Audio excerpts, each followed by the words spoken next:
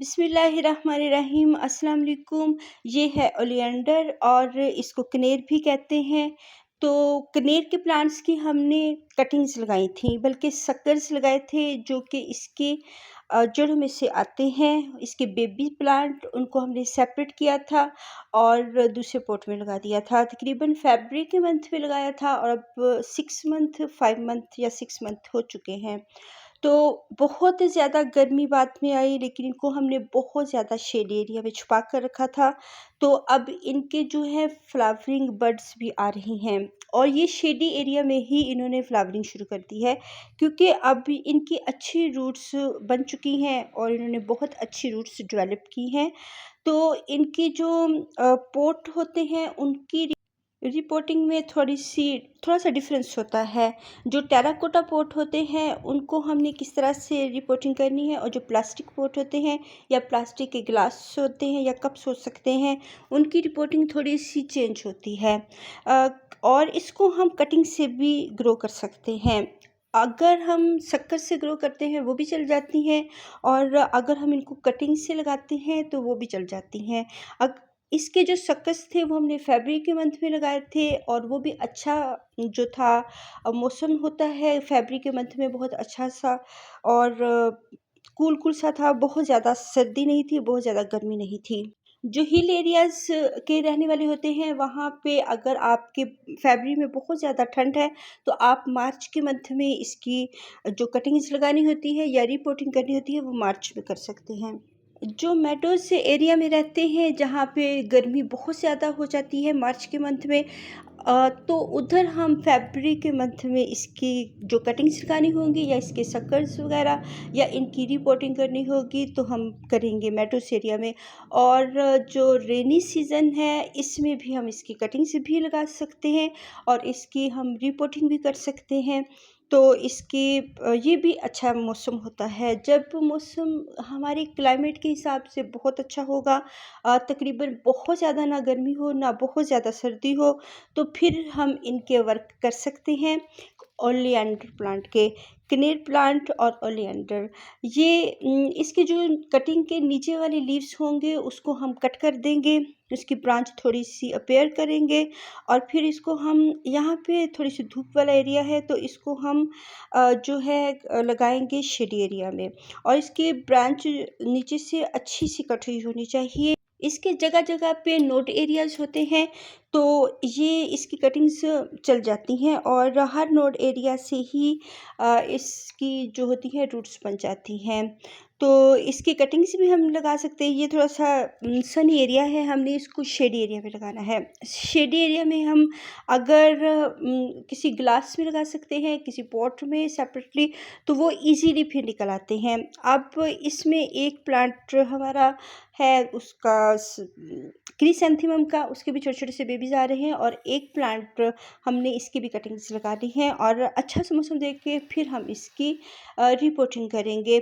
जो हिल एरियाज़ होते हैं वहाँ पे जो क्लाइमेट होता है बहुत ज़्यादा ठंडा होता है, तो वो फिर मार्च अप्रैल में भी इसकी कटिंग्स लगा सकते हैं। तो जो मेडोज़ एरिया होते हैं वहाँ पे हमने इसकी कटिंग्स को अपने क्लाइमेट के हिसाब से लगाना है, ना कि दूसरों के क्लाइमेट के हिसाब से। अब ये नर्सरी पॉट है और इसकी सॉइल मुझे बहुत रफ़ सी लग रही है। जब हम नर्सरी से प्लांट्स लाते हैं तो उनको चाहिए कि वो अच्छी सी सॉइल पे प्लांट्स को लगाएं और उनको अच्छा सॉइल मीडिया दें, और जो कटिंग्स वो लगाते हैं उनको कोकोपीट में लगानी चाहिए, ताकि पहुँचते पहुँचते हम तक उसकी जो सॉइल है ड्राई ना हो जाए और वो हम तक अच्छी तरह से पहुँच जाएँ। अब ये है वुड ऐश है, थोड़ी सी वुड ऐश डालेंगे, और इसमें क्योंकि ये बहुत रफ़ सी सॉइल है और इसमें सैंड भी नहीं है, ये गोबर की खाद है, ये भी थोड़ी-सी डालेंगे।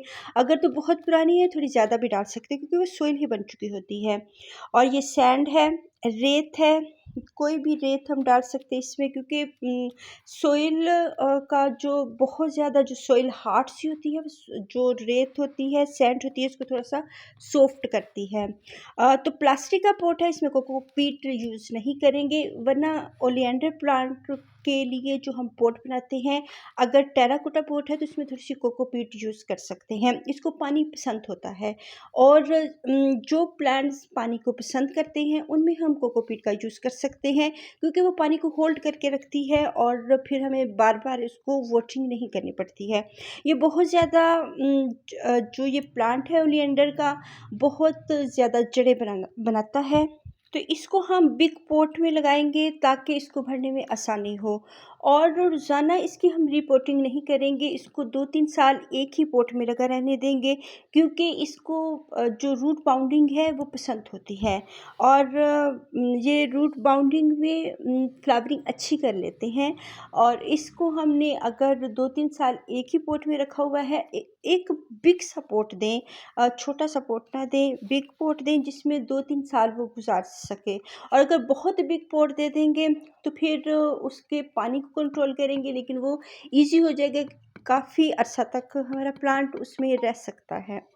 और इसको हमने जो टेराकोटा पॉट होते हैं उसकी जो किनारा होता है उस इसको पहले हम अच्छी तरह से लटाएँगे सॉफ्टली ताकि हमारा प्लांट डैमेज ना हो। फिर इसका जो किनारा होता है उसको थोड़ा-सा हिट करते हैं ज़मीन के साथ, तो ये ईज़िली निकल आता है।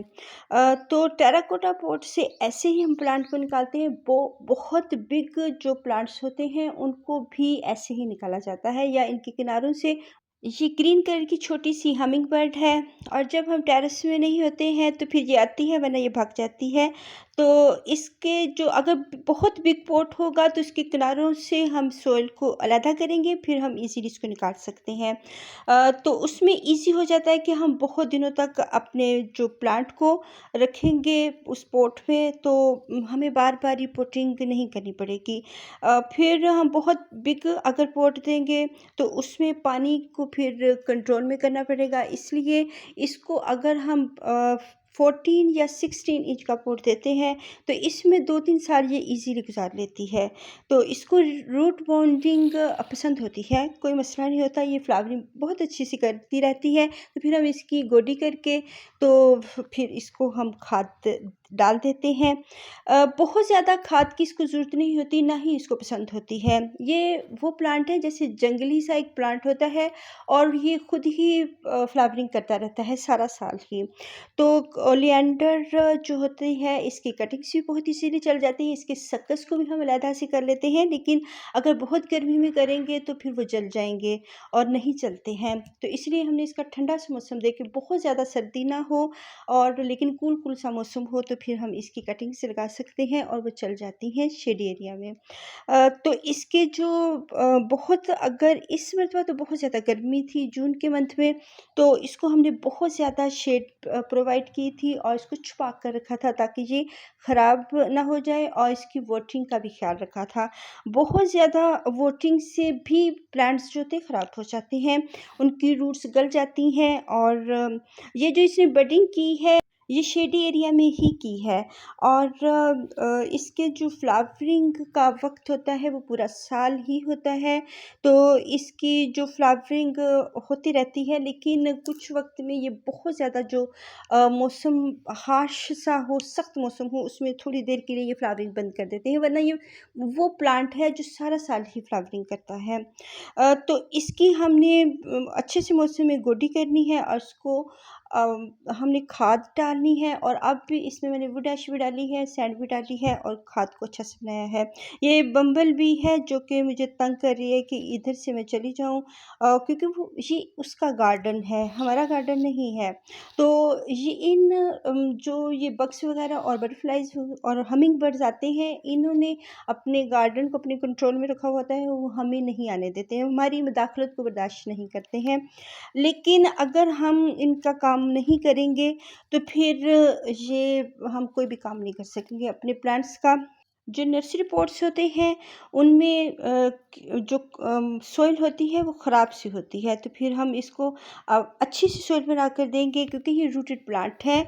जो कटिंग्स होती हैं उनमें हम खाद ऐड नहीं करते हैं तो वो हम सिंपल सॉइल में लगाते हैं या सैंडी सॉइल में भल मिट्टी में लगाते हैं जो कटिंग्स होती हैं।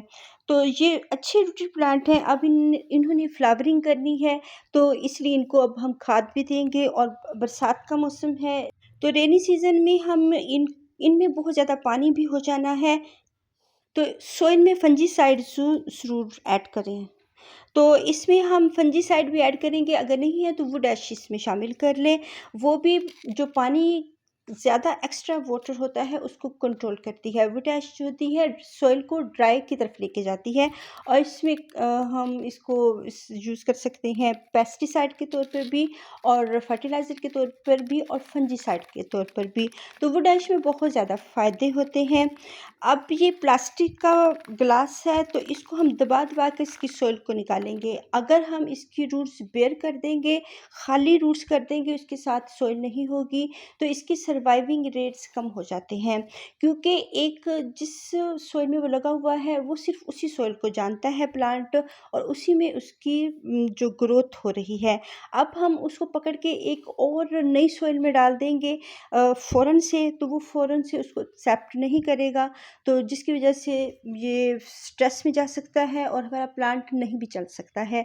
और कोशिश करें कि जब हम रिपोर्टिंग करें तो इसका जो रूट बॉल है इसके साथ ही होना चाहिए, इसकी जो सॉइल है, अगर हम इसको सारी सॉइल को निकाल देंगे, जिस सॉइल में वो बड़ा हुआ है, जिस माहौल में, अगर हम उसको चेंज करके एक अलग से माहौल में इसको ट्रांसफ़र कर देंगे, तो वो जल्दी से उसको एक्सेप्ट नहीं करेगा।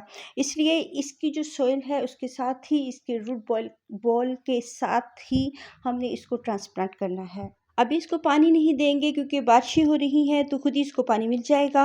अब ये कारपेंटर भी बैठ गई है जाके, जब भी इसकी मैं वीडियो बनाती हूँ तो ये पसंद नहीं करती है और फिर तंग करना शुरू कर देती है। और हम इसको अभी जो ओलियंडर का प्लांट है शेडी एरिया में नहीं, थोड़ी-सी धूप के पास इसको रखेंगे, फिर हम इसको डायरेक्ट धूप में ले आएँगे, क्योंकि ये धूप का ही प्लांट है, तो इसने फ्लावरिंग धूप में ही करनी है। तो इसको फिर इसको हम धूप में रखेंगे। अल्लाह हाफ़िज़।